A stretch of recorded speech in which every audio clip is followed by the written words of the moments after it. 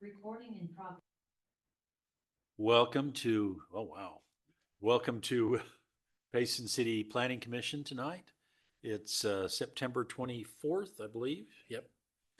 And I've asked Commissioner Getteborg to give us an opening prayer. Our dear Heavenly Father, we're grateful for the opportunity we have to meet together as commissioners and to be able to discuss the ordinances and the planning that's going on in our city. We pray that thy Spirit be with us. Please help us be able to understand the changes and the future needs of our city and be able to put plans and initiatives in place to be able to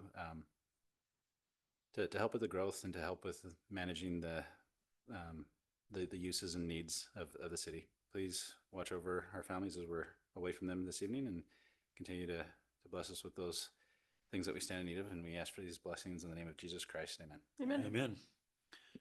Roll call. We've got 5 commissioners here. Commissioner Hamuli and Commissioner Becker are excused. So we'll consent agenda, the August 27th meeting. Everybody have a chance to review those minutes? Any questions, comments, corrections? A motion to approve that I need. I motion to approve the meeting minutes from August 27th. I have a motion. Do I have a second? I'll second. Perfect.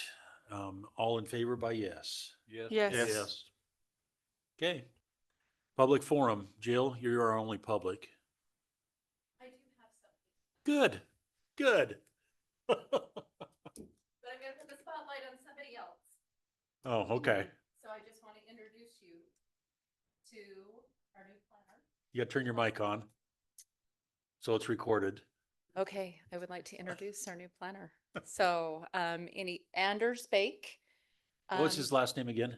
Bake, Bake? B-A-K-E, Okay. yes. I might So remember that. this is his first week with Payson City. So he started on Monday. So you will see more of him. He may jump in the conversation tonight, or at least you'll hear from him in the future. So I just wanted to give a quick little shout out to him. We're glad that he's part of Payson and part of our team. And I'm Maybe sure we could you have will him get- stand and tell a little and bit about himself. You will get to know him a little bit more. Anyway, either he can share now or as we're When meeting, we're doing, then you'll get to know him. okay, sounds good. But he's welcome to come up and make it more formal if he would like. But other than that, we can mingle also throughout the meeting and get to know him a little bit better. Good. Thank you. Yeah, well, happy to be here. Yeah, I'm coming from Wasatch County. And before that I was with Linden. Yeah,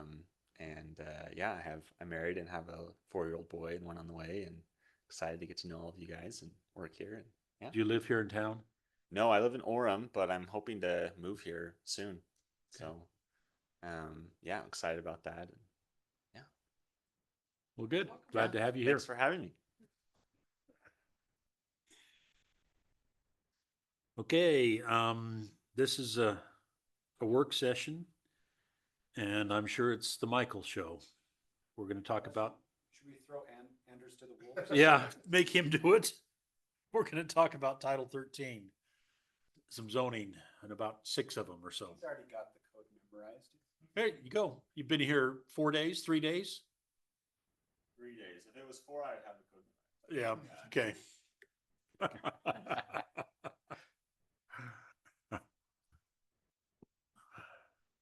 All right, so we're gonna talk conditional uses. This is a planning commission decision item. And so this might be some nuts and bolts of what you want to see here. So I think this might be one where maybe we actually look at the code in depth to see if you feel like there's anything not working, things that should work, things that we don't want, or do we want to strike them out entirely? I know that some communities don't even have conditional uses. So let me pull up that code.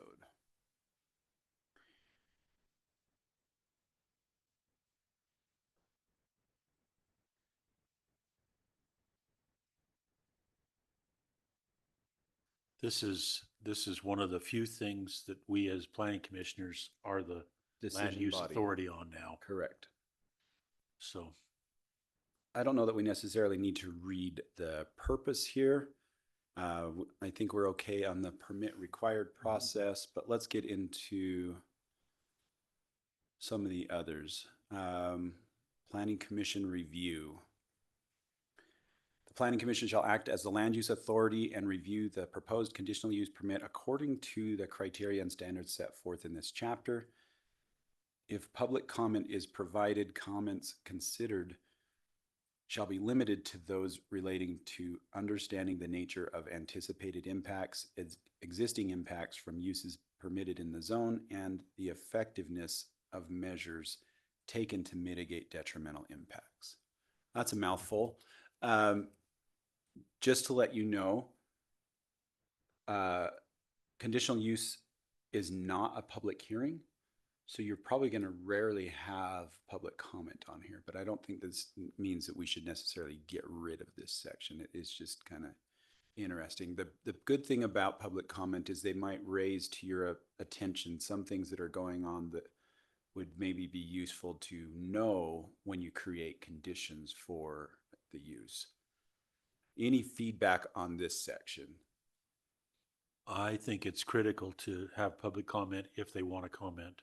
So I don't think it's something we want to get rid of. It's a measure of transparency to let the public talk about these kind of conditional uses, in my opinion. Any other feedback on that? Are we the ones that would determine whether it's real, the person making the comment has a related understanding to make that comment? I think what you would do is you would take under advisement what they say. Now, the hard thing is you have to make decisions based on facts, not on banter. Not on, Right. But the banter might have some premise in fact. And so, for example, maybe the conditional use is to have some sort of use that makes noise and such, and it's close to a residential area. That's reasonable that you would consider, well, how would we reduce that? Maybe we would do hours of operation. Maybe we would do landscape buffers and fences and things to try to buffer that from the residences, things like that. But if somebody just says, I don't like it, I don't want it in my backyard, there's nothing there that you can work with. Mhm. So hopefully that helps. General review criteria. Let's get some involvement here. Who wants to read for us? Go ahead. An applicant for a general or for a conditional use in the zone may want to demonstrate measures taken to address any reasonably anticipated detrimental impact. Attention shall be given to any impact that reasonably relates to health, safety, and welfare, especially health and sanitation, safety to people and or property, and compliance with the general plan and conditions found in the base zone. So that's really the basis of why we'd have criteria and the basis for why it would be conditional opposed to just a permitted use. Yeah, go ahead and continue. Factors that an applicant and land use authority should at minimum consider relate to fencing, screening, and any visual blight or glare, landscape buffers and setbacks, especially between dissimilar uses and zones, lighting and light shielding, restrictions on hours of operation, measures on measures to reduce noise, pollution, debris, vibration, and smell or odor, impacts on improvements to roads and streetscape, trails, curb, gutter, sidewalk, and vehicular circulation. This may include turn lanes, pedestrian access, bike infrastructure, or any improvements necessary to maintain the desired level of service, crowd management and circulation, emergency vehicle access, utility impacts and capacity to include sewer, culinary water, pressurized irrigation water, and storm drain, compatibility with surrounding structures in terms of use, scale, mass, and circulation, impacts on adjacent properties and neighborhood at large, and other impacts on city systems. I don't think I necessarily have any concerns here. I just maybe more a comment. I'm not sure how we would measure some of these things, such as debris, vibrations, smell, and odor. I mean, I guess that's going to be things that it's just going to know and understand, but we still have to base it in fact. So I would just caution you when you think about conditions, how can that be measured? Because the applicant has just as much right as the people surrounding have right. And so how do we make that fair? Before you go on that, you mentioned that maybe we wanted to just get rid of this section. That isn't the recommendation of staff, is it? Well, I would turn to Jill on that one. And she left the room. I like conditional uses because I think that they have value in where you can impose a few conditions and still do something with the property that maybe wouldn't necessarily be entirely kosher otherwise. But I think that Jill and Robert have both kind of emphasized that conditional uses are kind of bothersome. And so I think the response to that would be, maybe if we were to consider getting rid of this whole chapter, then we would have to consider some of those land uses that are in the matrix we already looked at and decide, do we want these in our city? And if so, where would we put them? Because they would have to be a permitted use instead of a conditional one. So that's the political answer for you. Yeah, well, One thing to kind of add to that, and maybe the consultant will provide more clarity with that, but it just seems like with state code, it's really limited what the planning commission can even do. Like it really has to be in the code what you can and cannot do to put a condition on a conditional use. And so, and if it's not in that code, you can't just kind of make up a condition. Yeah. And so it's hard to really do much. So Jill, Kirk asked the question about what is staff's recommendation on this chapter? Do we want to remove it, or would we just want to modify it? Michael threw you under the bus. And I just said that that Jill's not a big fan of conditional uses. So anyway, if you had feedback more that you wanted to give. That is correct. I am not a big fan of conditional uses. But I don't know if you can avoid all of them. As an example, slaughterhouses. You might. I have one in my backyard, essentially. Sit there, well, yeah, I just brought that up just for you. Who's there first? He was. We might see those as an appropriate use in certain areas of the community, but you would want a lot of questions answered in the specific location it's at. A concrete batch plant. There's some that you might just feel that you just need just a little more level of review. Mhm. But another way we could look at it, whether it stays conditional or if it is a permitted use. There has been some discussion in the past on conditional uses that if we review our SLUs and all the uses, and let's say we try to reduce the number of conditional uses allowed in the city. Let's say that we have 30 now and we come down to just 8. Maybe we could put more direction in the code for those specific 8. Mhm. Maybe you have a section in your conditional use that says if somebody's asking for a slaughterhouse, we know that these things are associated with it, so we're going to list them to then give the basis for what conditions you can put on. Because, there's certain things that are associated, transportation, trucks coming in and out with animals. You're going to have noise from the animals. You're going to, a lot of different things. Concrete batch plant the same way. You're going to have noise. You're going to have dust. You could have air pollution. You could have, but maybe you're defining those specifically in the code of these are the things that you have to take care of that are related to that use. I'm just quickly scanning how many conditional uses there are, and there's not a lot. We've tried try to reduce it. I'm down to, I don't know, page 3 or something, and I've got 12 different uses. Each zone might, several of the zones might have the same conditional use in it, but as far as conditional uses, there's 20. And another thing and to note is unless a use is a protected use at either the federal or state level, you don't need to necessarily allow for that in the city. Right. We don't need to allow for everything to be done here. So, But- for example, a sexually oriented business is a protected use. Right. And so you have to allow that somewhere. But a concrete batch plant is not a protected use. So, But for example, on the same point, a electrical transmission right away is considered a conditional use. And why? So which one, sorry? A transmission line, electrical transmission line is a conditional use. that's kind of ridiculous, actually. Why is it a conditional use? The city may want to have some say in maybe where that, I mean, yes, a conditional use is basically a permitted use. Right. that you put conditions on.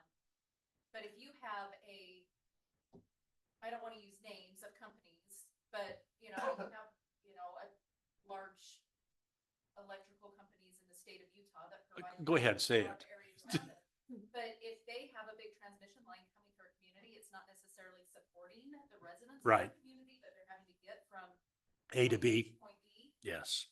You may want to have some regulations of, and a lot of those companies also have, condemnation authority too, Oh, if they do. condemn maybe some- But there might be an opportunity for the city to have more conversation with that particular company of making sure that it's not being impactful on property.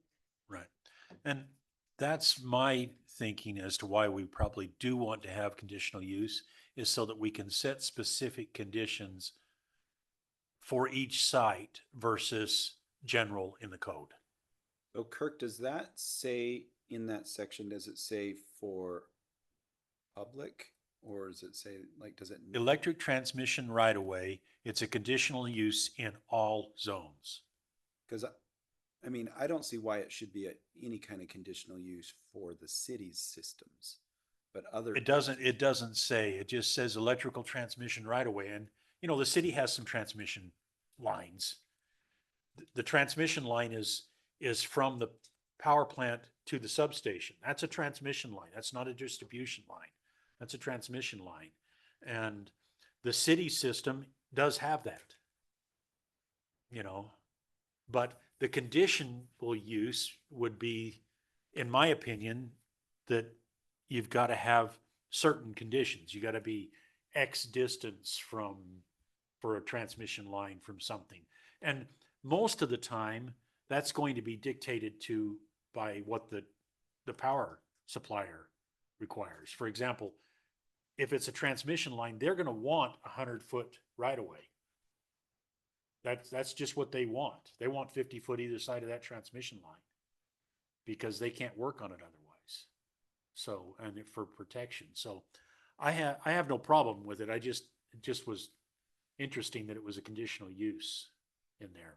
But say, for example, Rocky Mountain Power wanted to come through, that's a good idea to have be able to put some conditions on that. Right. I won't say the others.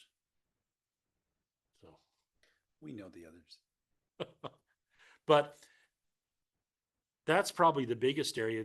For the most part, there's that one section, utilities, has got the most conditional uses in it. All the rest of them, there's 2 or 3 in each one of the sections, and that's it. So there's not a lot, but I personally think that it's a good idea to have conditional uses in that it gives us ability to do some clarification site by site. So Utilities are hard because. they are. We got to have them, but we don't like them. I like water lines. Exactly. Well, water lines is probably on here too. and only Yeah, water lines is on here. The ones we control where they really go are the ones that are the cities. Yeah. But, there's other utility companies that Oh, yeah. and they've got to connect. So it's just that balance of, you know, it's least amount of impact on the community. Right. Also. But it's probably one that we try to get some more clarification from the legal department. Because there's also that argument too, is, well, why do you make all the other companies abide by that process, but you don't have to? And I think as a city, we try to think about, you know, being, you know, trying to find the best route with being the least impactful, and I think we look at that. But, you know, you can have that argument. It's like, Yeah.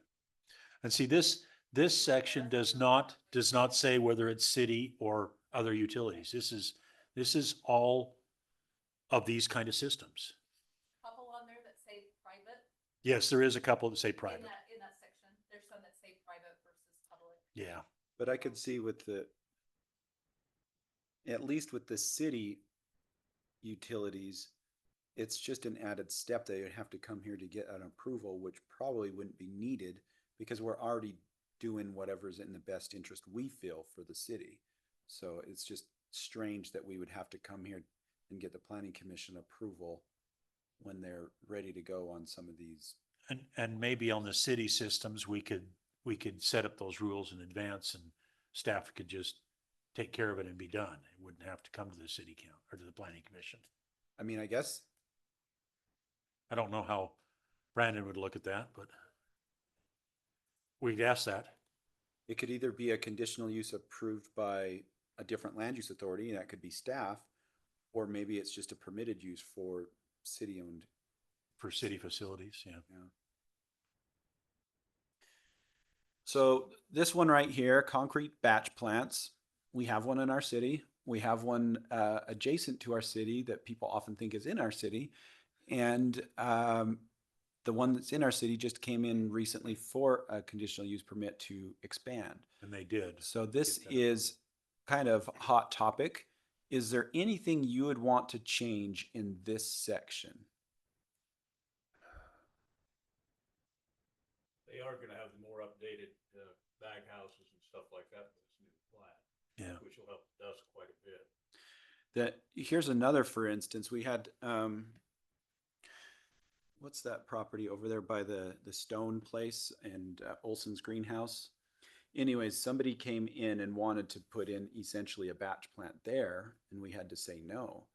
But really what they were doing is they were having a silo that contained everything in it, and it would bag the concrete. Their bag house was, Yeah, it would bag the concrete products. oh, okay. Like Quick Creek. So it's a But we had to say no because technically it was a batch plant, though, according to what they presented us and what's in our code. Now, is that a right decision or wrong decision? I don't know. I'm just saying it's probably not the most appropriate place for it anyway. But yeah. like Perry's saying, these things are changing how they're being done too. And like on a batch plant, there's other regulations, as Perry implied, that govern those things too. Like, you know, the state has regulations as far as, yeah. OSHA, everything, all of them are in. So there's other regulations with air quality and all those kind of things that we don't have any say over the matter. So a question for you on part F of this. It says, no portion of a batch plant shall be within 100 feet of an existing single-family home. Do you think we should clarify that to say no portion of the property or no portion of any building or structure associated with the batch plant? Maybe it's okay as it reads, but I would read it as it's the buildings and structures, not the property boundary. that's the way I'd look at it if I was doing it. Yeah, So, I look at it as a building. I mean, yeah, you're gonna have the heavy equipment driving around. Most of all your traffic can be right next to the building, so as long as you've got your distance between that and everything around Geneva's all commercial right now.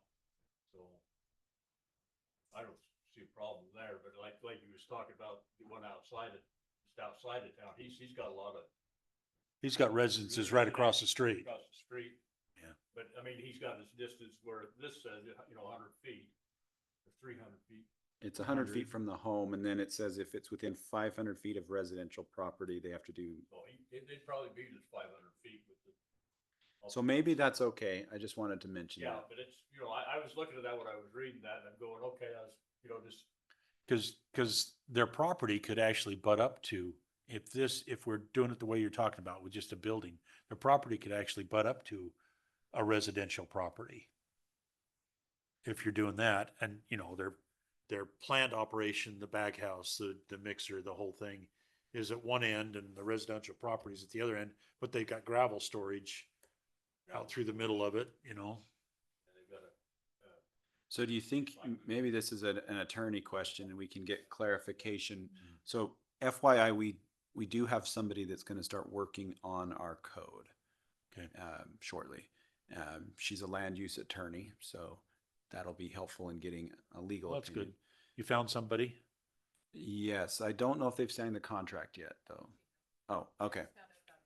All right. So she did sign the contract. So I Good. assume she'll be meeting with us shortly and we'll start to work, and then we're going to work out some logistics with her of how often she or if she would like us to come and report to you on how things are going, what's going on, Good.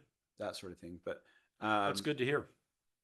But anyways, this says if any part of the batch plant is within the 500 feet. So my question would be, what is defined as the batch plant? Because if it's just buildings, that's not necessarily the worst of it. Because we talked about gravel storage and we talked about, outbuilding structures that maybe isn't affiliated with the plant, but is part of their operation. And is that any concern to any of you?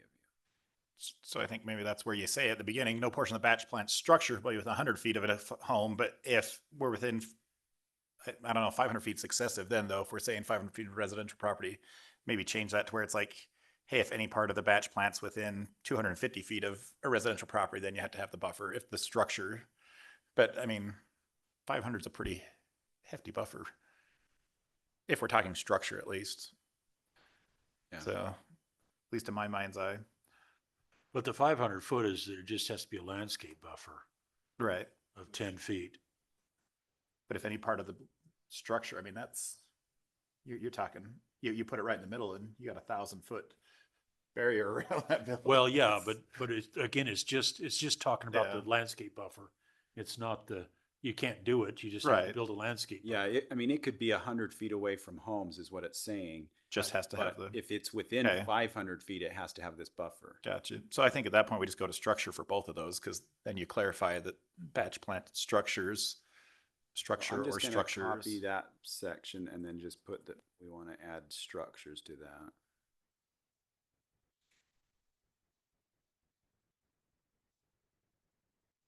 Because yeah, if they buy a lot and they mitigate it by putting their building on the far side of the lot and have this huge open space between them, then I don't know that you need to require all that other stuff if they can mitigate it that way just by locating it different on the lot.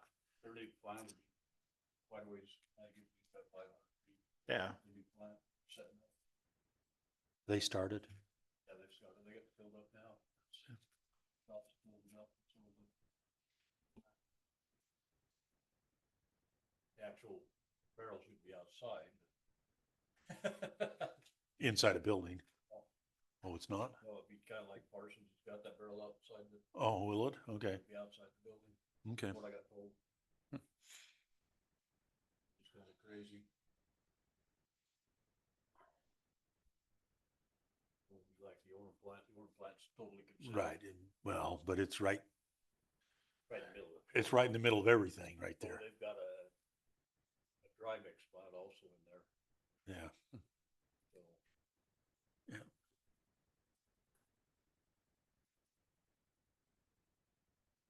So I'm just putting if any part of, I'm now putting, say, no portion of any batch plant structure shall be within 100 feet of the existing single-family home. If any part of a batch plant structure is within 500 feet. So that's what I was, So you're talking back structure, now are you talking about like your feed bins also, or, cause your feed bin usually about 100 feet or 200 feet away from the plant. And that's fine. It's just, we're just trying to Just show talking that, the Structure of the batch plant. yeah, we're just trying to show that if any part that could create dust and smoke and debris and whatever is within 500 feet, that's what we would be considering where you need to have that buffer. Okay.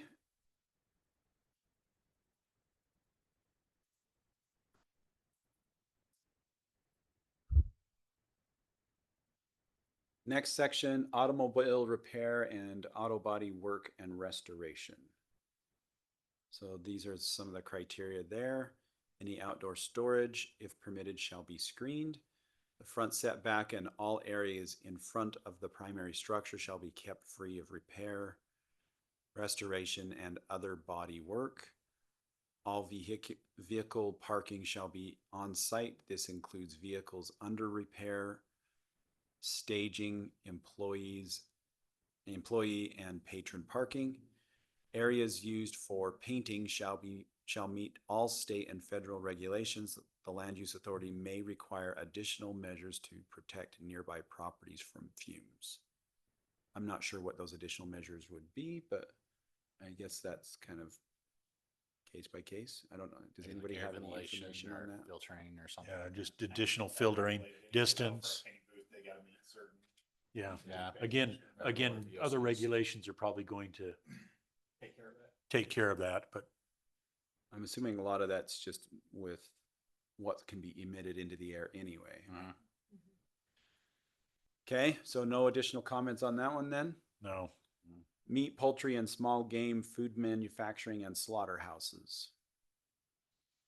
This one's really hard because smell can travel a long ways, and how can you actually regulate that? Thoughts on that? Flies. Yeah, but flies are gonna be localized. So as long as you can, I've had numerous complaint calls about that. I guess we could put in there, got to plant lilac bushes all the way around it.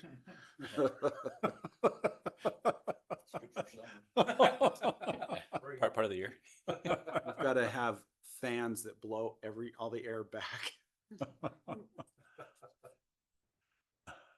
I don't know how you take care of smell. Where is this conditional? Is it industrial zones? Is that the only place it was? And I was just curious why we don't allow retail sales. What's the? I don't know that either. I think Maybe that's Jill just has kind of some odd to feedback prohibit on retail that. sales on site. I'm like, if they wanted to have a small storefront or something, what's the problem with that? If they provide adequate parking and service, stuff like that, I thought it was kind of odd to prohibit that. You know, I don't know. that It's they're- only allowed in I-2 and A5, so The only problem with A5 is A5 eventually becomes right. residential. A5 is probably the biggest problem. But if it's because it- already there, Yeah. then we have the, hey, you built around it. It was. That doesn't mean before you people were won't there. complain, but yes. But yeah, that was my only thing with that is I think prohibiting retail sales is really unnecessary. I know that Moroni turkey plant, they have a little shop at the front of theirs. Mhm. A lot of them do actually. Right. The new guy in Nephi they have their retail and like I said, Doesn't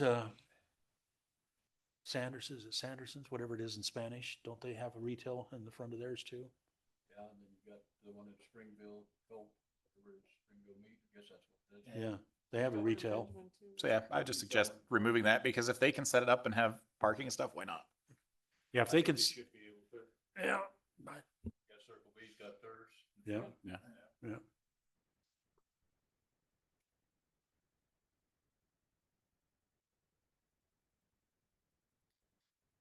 It's more tax base for us.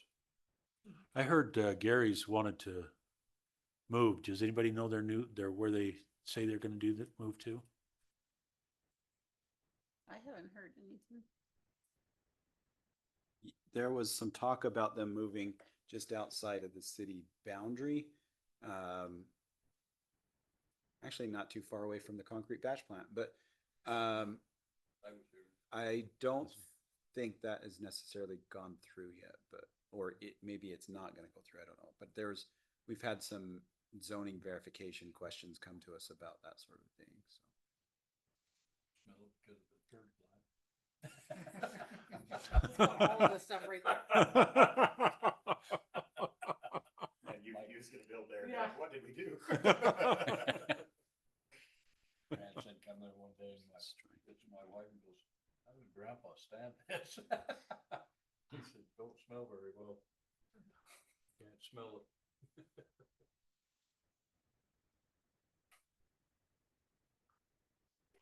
I always have to look where the strike through is, never can find it.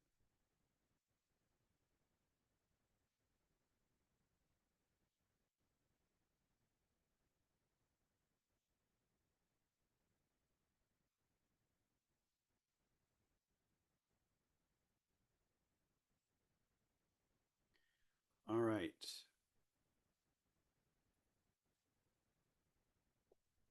Standard of review. I don't know that we need to really talk too much about that. Uh-oh. Duration. Pretty typical with the duration is a conditional use runs with the property as long as they are continually operating it. And if it is abandoned or discontinued for greater than 12 months, then that use is no longer permitted. They'd have to come and get another conditional use permit if they wanted to do it again. Any concerns with that? No.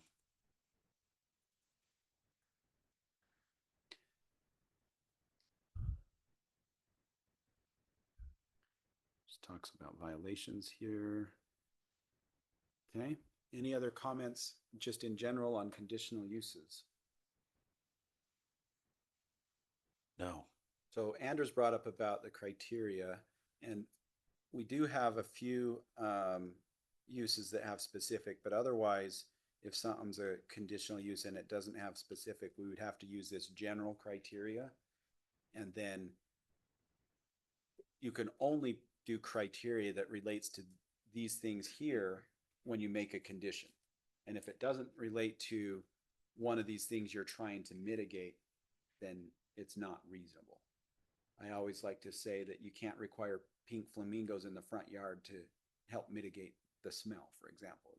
You know, there's no connection to that. So anyway, I think we're good on our conditional uses as long as when we create our conditions, they're related here. And I think direction from the Planning Commission is that you would prefer staff to come up with those conditions and criteria, and then you can look at them and revise them in meeting instead of trying to come up with them on the fly. Is that kind of Yep. your thought process? I would agree with that. Okay. If staff would come up with recommendations, that'd be good. And then if we have a public comment, it might have an impact on it. Right. Okay. Signs and outdoor advertising. So the biggest thing I want to bring up here, it's kind of a catch-22 because we have the criteria for signs the way we do because of issues that have arisen, but some of it just doesn't make sense. And how do we fix that? The biggest one, for example, in my opinion, is things close to the freeway probably should have some ability to have higher signs. I don't know if you've been by Maverick, but you really can't see that sign until you get there and you wonder why they even have one. Well, they followed our code, that's why. And our code would only allow them to be that tall. Paris RV, for example, the city created a code that kind of worked with them in a way that they could have a tall sign, but that's fairly limiting. It talks about you need to have so much acreage and so much area fronting on the freeway right of way and things like that.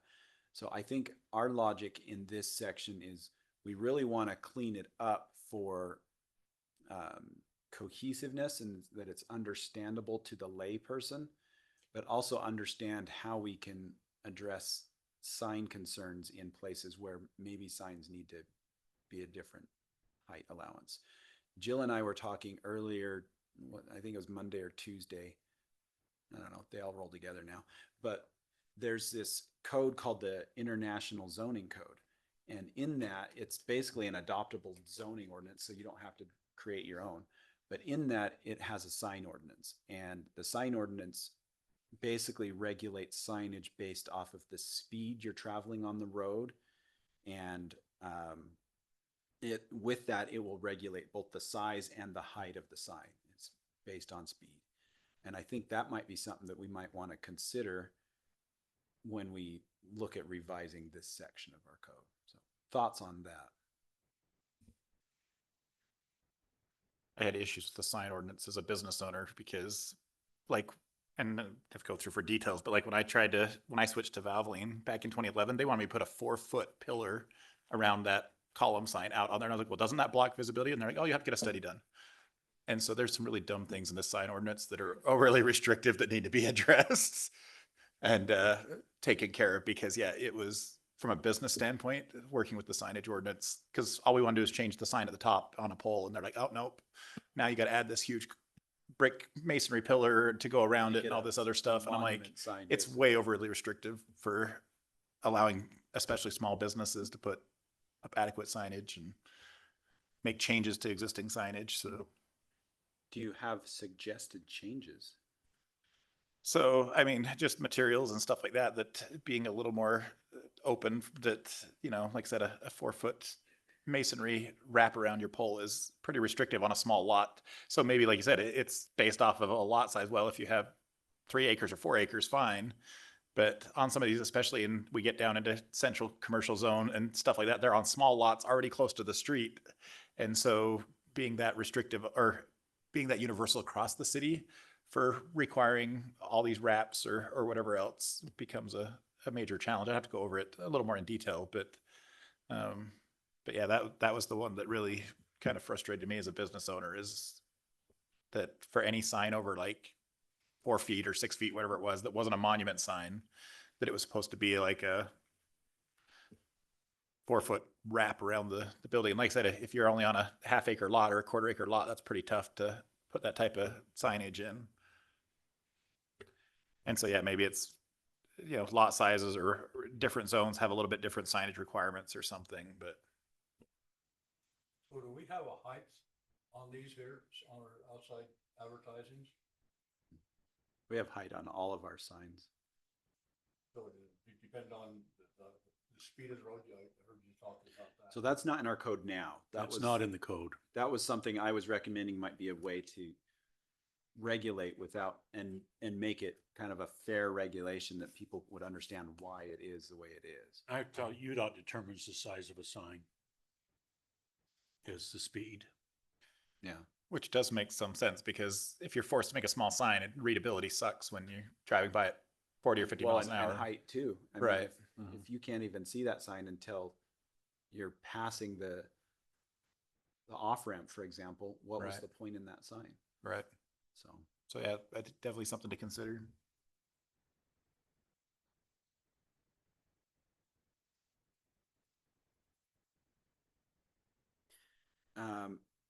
However, if you'll notice, there's not a lot of pole signs in the city, and that's by design.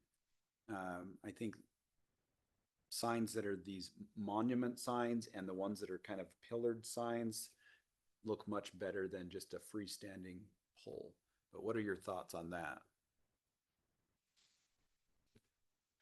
I'd go back to maybe if you had a planter around the pole or something like that that made it look nice. I don't have an issue with pole signs, but I'm coming from the business side where I'm pro signage and allowing people to advertise their business. So Then again, you got the room, it's like my daughter's laundromat. She really hasn't got that much room to be able to put a big sign. you can't get good signage with a monument sign, because you don't have, or even hers, you got that drop off there. So without a pole sign, you'd have zero visibility.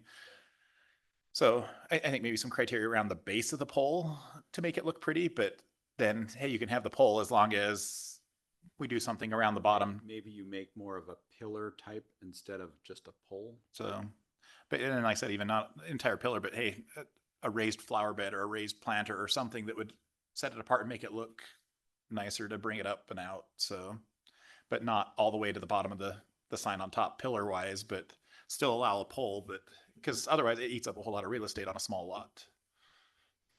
So, And of course, we do have pole signs along the freeway. Big pole signs. Okay, so I just put address signs in CC1 and GC1 zones for more flexibility. Address signs height and size to be tied to speed of the road. Pole signs look into for some flexibility. Other thoughts on signs? I think this section of code is kind of a hot mess because I think it's been reactionary, and so we've probably got a lot of stuff in here that It doesn't read well. correct. The whole thing reads, it reads poorly. I was gonna say it reads like a fourth grader wrote it, but I'm not gonna say that, so. It might have been a collection of fourth graders. It does need to be thought through a little bit better. Agreed. Any other feedback on this section?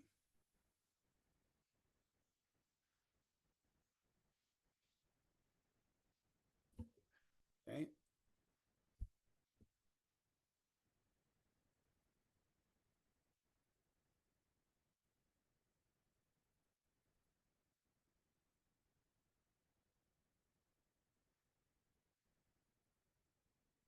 Condominiums. Any thoughts or questions, concerns on condominiums? Pull up that code section.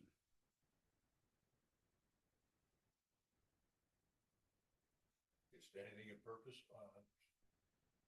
My thing is your,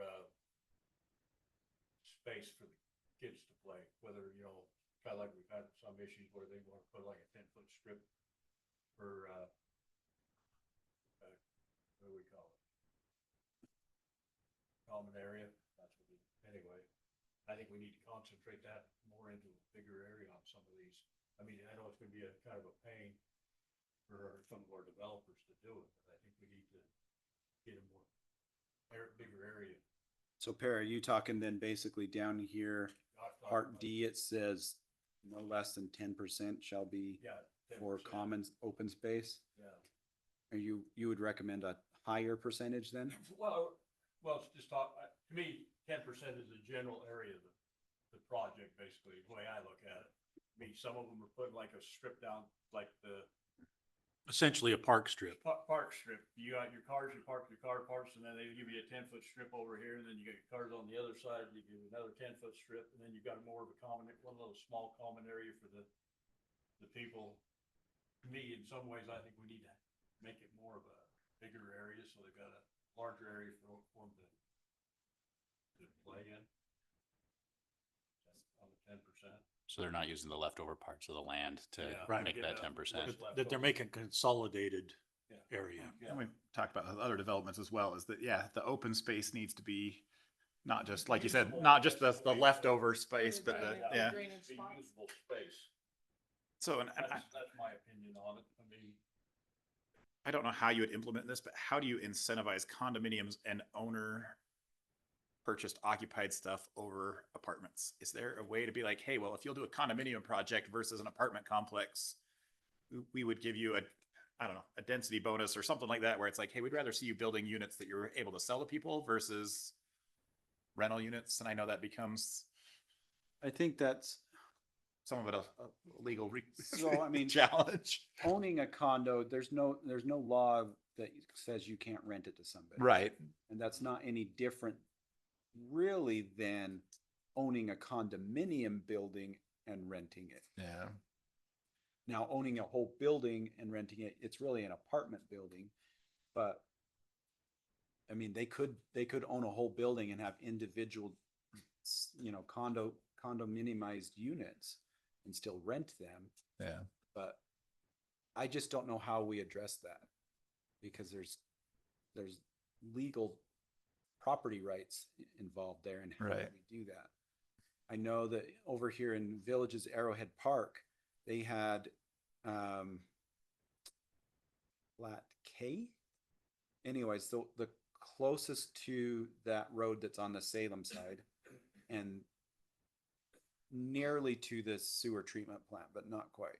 Those 3 or 4 story buildings there. Right. They came into the city and requested to change that from a condominium plat to a single plat, and they could rent them in more or less Right.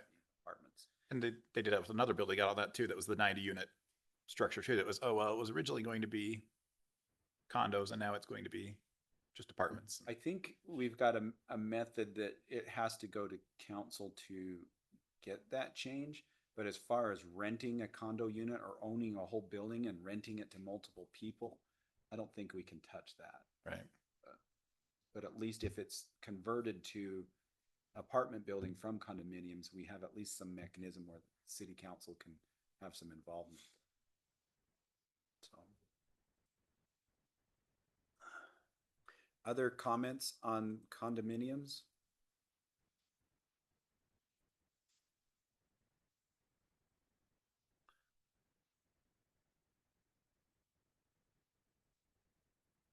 I think it's good that the residential and commercial is broken out. Right. So that you can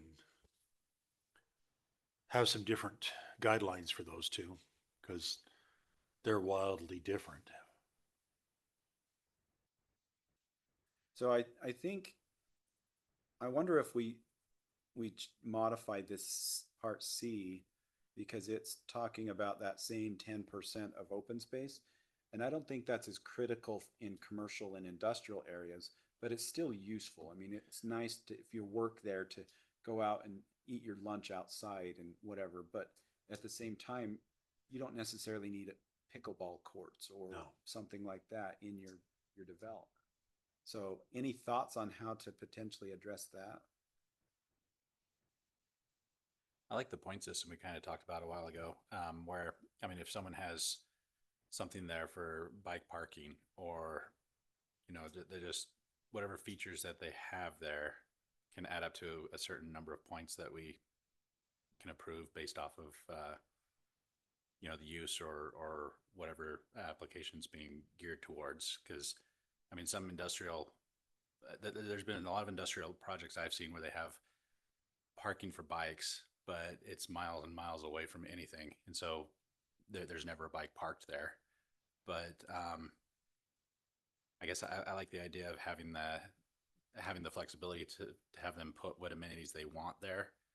I mean, I've seen like a carpet installation warehouse that they put a soccer field out there because several of their employees like to do soccer. And so having that flexibility to use that space and find something that works for their needs within that, I think is important.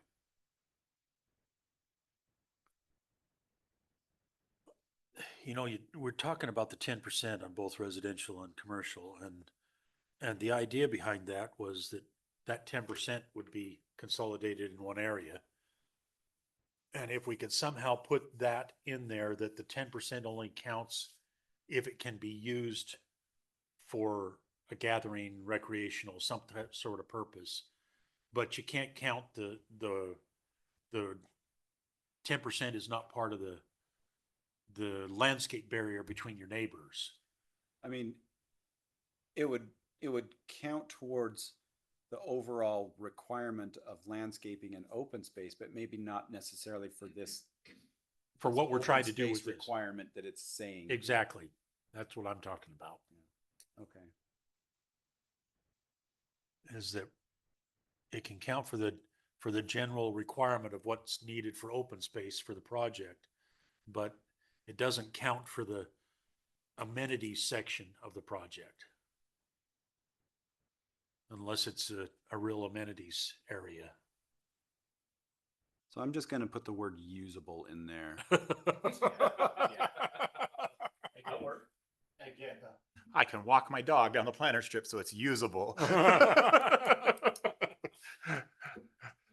You can let your dog pee. I get it. It's those weasel words that Kirk likes to point out. Yeah. So, But we'll look into some language with that then. Okay. I don't think there was other comment on condominiums, right? No. This is the process we had to follow with converting from a condominium to an apartment, so. All right, let's go to special needs housing. This one is interesting because we're talking about protected uses here. But there is some means in which we can have some say into this. Has any of you had any opportunities to be involved with any special needs housing and therefore have any feedback on what might be concerns? I know that there was an issue down in Cedar City several years ago. There's a life skills academy that took in troubled teens, and some of the kids killed one of the counselors. Oh, wow. So I think, yeah, it was in a residential area as well. And so they weren't quite following the codes completely on that. So that would be one concern, is just the safety of the people in the area and the safety of the tenants in that space as well. That's not the norm, obviously, but it's an extreme example. And I think that's the biggest concern that residents have is they worry about safety, they worry about hours of operation, they worry about, the lack of better word, people escaping that are maybe not stable, things like that. And, you know, where do they go? They go to the nearest house to hide or something. We'll ask the attorney about this when she gets on, because I don't know how much we can actually do and still be in compliance with state and fair housing law. But, yeah. Is this similar to like the rehab houses and stuff like that? That would be the same. Yeah, that's probably under the definition of residential facilities for persons with a disability. But this could be your beehive mean, like- homes. This could be your, Well, I was saying like the one down, like the steps recovery type situation. Yeah, so it's interesting. I don't know if it's in this section or in our definition section, but they talk about what a disability is. Okay.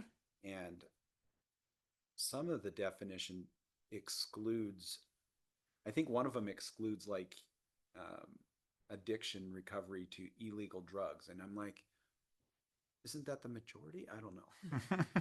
Anyway, yeah, I think we need to see what clarification we can get from the attorney on this, so.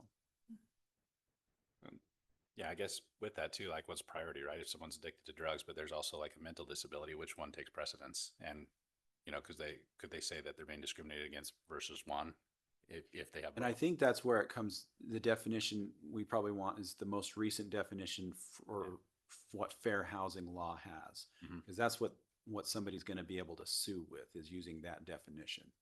Yeah. So I know that drug addiction in many cases is now considered a disability, but not all types of drug addiction are, so. Okay. I don't know that we need to spend too much more time on this unless you have something specific you wanted to see addressed when we review this with the code update.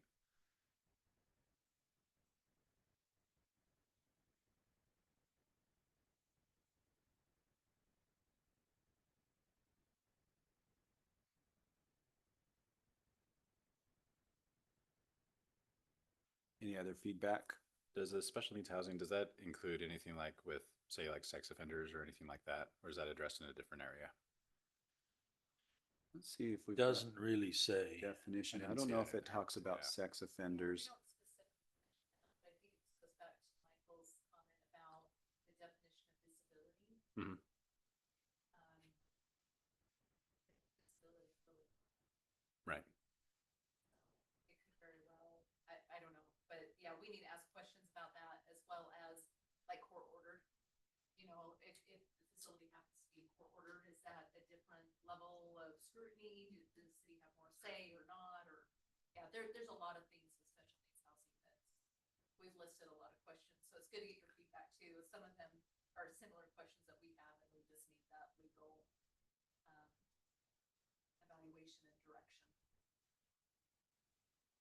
Well, haven't the feds got joint more rules on that? On some of that, I mean, it's just like your handicap ramps, so they go in and you only have your percentage of slope and all that, wouldn't they consider some of that in some of this area? Yeah, I think that's what Michael was saying is, I mean, you've got your Utah State Fair Housing Act, and then you've got the Federal Fair Housing Act. State really just refers to federal, but we just need to understand a little bit more what the federal requirements are, what limitations we have, and then also case law. I'm sure that there are some very specific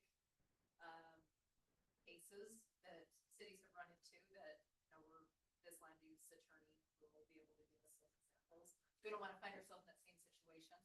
We just need to learn more about it. So basically, Because everyone needs a place to recover, you know, and in some instances, we're more acceptable to this disability than this disability, but they may look at it as it's all the same. You know, we're not going to distinguish between, you know, one disability over the other. If it meets that definition of disability, we may have to allow it in our community, but we need to understand it more so then we can use our information as we have those requests. Okay, so I just put what you can see there. What limitations can we place and still be in compliance with the state and federal fair housing laws, including information related to sex offenders, drug rehab, mental health, and troubled youth? Any other categories we'd want to address with that? I just like the verbiage that Jill used, it court ordered versus non-court ordered, because Right. I think that's a good one to address, is if you can distinguish or if you can't distinguish between those, because I think there's definitely a lot more risk on a court ordered person than a non-court ordered person. Yeah. So. Okay. And our very last section, appeal of zoning decisions. Not authorized. Unfortunately, we live in this place we call America. Oh. It's not a dictatorship, even though some people may think it is. So, There's some people that do. yeah. I don't know that I have any specific concerns with this, except, again, Jill and I have talked a little bit about this, and I like the idea of getting away from a board of adjustment and going to an appeal authority. Yeah. A lot of communities are using an attorney, for example, from some neighboring community or a law firm or whatever that can act as like a, If you did that, you'd have to change because it has a vote of 3 and all that. You'd have to change some of those other things. So that would be the biggest thing I would say here. As far as appeal of, say, a conditional use permit or any other like land use related decision, I kind of like the idea of either, again, going to that judge or attorney because they're going to be impartial. My second option would be potentially planning commission could potentially be the appeal authority for land use, things that they didn't make a decision on. Any thoughts on that? And quite honestly, the appeals we get the most are variances. are variances? Variances from the code. You know, somebody wants to reduce their setback or something somewhere. We just got an application today for one. The other appeals, I don't know that we've even had one. We've had a couple of people talk about. Do we even wanting have a to. standing board of adjustment? We do. Okay. I think we have 4 members and it's supposed to be 5, but we have enough to make a quorum at least. So yeah, I think if somebody's appealing a land use decision and it's from the planning commission that goes to city council has one, then yeah, can you require arbitration for something like that versus? Well, fortunately, the city council doesn't make land use decisions anymore. Okay. We had subdivisions and things like that. They make legislative decisions. Okay. And that would just go to like district court. The majority of land use decisions are probably done at the staff level with subdivisions, with site approvals, things like that. So then can the city council be the final They could potentially be. authority on that? Yeah. I think I like the idea best of being some impartial judge or That's attorney my feeling, is that it ought to be an outside Because people are like, oh, the city council is saying whatever staff says or whatever. Or, yeah, the, Planning commission said or whatever. you scratch my back, I scratch your back kind of a thing. Right. Yeah. I kind of like that idea too.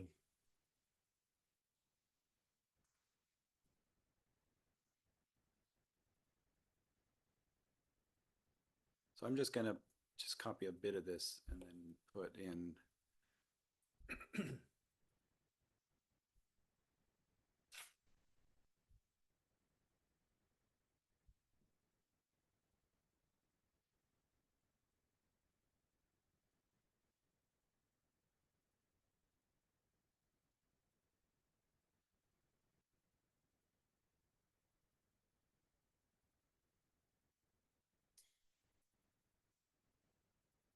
The only other land use appeal or other appeal is, I think the planning commission is the appeal authority on somebody that contests a zoning boundary. Contest of what? A zoning boundary. So where the line is for a zone. I don't know that that's any concern. No. But let me see if there's anything else in that section. Would there be a way just to clarify that and be like zoning boundaries are basically center of the street and property lines? So that's how it's set up now. And so how But is there? sometimes zoning boundaries do happen to cross boundary, like property boundaries and things, or they just seem to be an arbitrary line. And so Gotcha. that's when it would say, I think there's language that typically says there might be like a scale that's used to measure that. And then if there is any further appeal or question as to what that is, the planning commission shall interpret. So we've already got that language in place.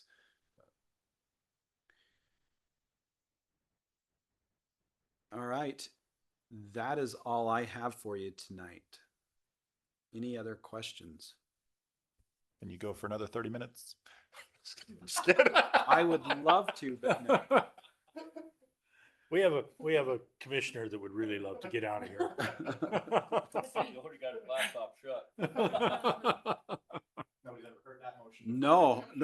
Do you want to make that motion? I don't know if the. It's chair not going to will get entertain seconded. that. There will not be a second, so. Commissioners, you have anything to, reports or anything? So we do have the South Valley training. It Which is coming when? November 11th, November 12th, and it is is it Springville? Mapleton, close enough. Don't let them hear me. So are say you that. going to send us an invitation to that? Or we? Yes, Marty will love to give you an invitation to that. That would be great. And typically, I think dinner is provided, so. That's be the aware of that. usual format. So the hard thing with that is we won't have a planning commission meeting that week. And so we're on, or that. The whole that month because we don't have one. Because for the second one would second. be like right around Thanksgiving or something like Day that. before Thanksgiving, yeah. So, and then December, we only have one planning commission meeting because the second one would be December 24th. Mhm. So it's, I guess, important that you can be available for those planning commission meetings in case we have applicants that really would like to have some sort of Okay. decision. So just FYI. So, because I think the one in December is the 10th. Will it be the 10th? The 10th, Yeah. yep. Yeah. And on the off chance there was something that was, or several items that had to be addressed, could you hold a special planning commission meeting if you said, hey, we could do a Tuesday night or a, We could that, we would have to notice it. I can't remember what. the not that I notice want is. to, but it just, But we'd also, yeah, special meeting, if there's a hearing, it would have to be noticed at least 10 days. okay. So, but if it's just a special meeting, I think we just follow whatever this process is for holding a special meeting. So, Okay. This meeting need to go longer. Extra meeting in November. Can we vote him off? We just heard make a statement, so you know, it's a good thing he's not chair this year.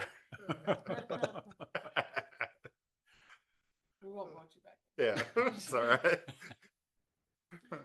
That's all I have. Anybody Anything else have from anything? staff? Anders, it's good to have you on the team, so thank you for being here. So, I need one last motion. Make a motion to adjourn, please. All in favor? Got a second? I need a second. We've got a second. I'll second. All in favor by yes? Yes. Yes, Okay, thank you for coming. Almost 7. it's fine. I don't have to be somewhere till 7:30. So- That's why I put 7. Bumper in there, see what's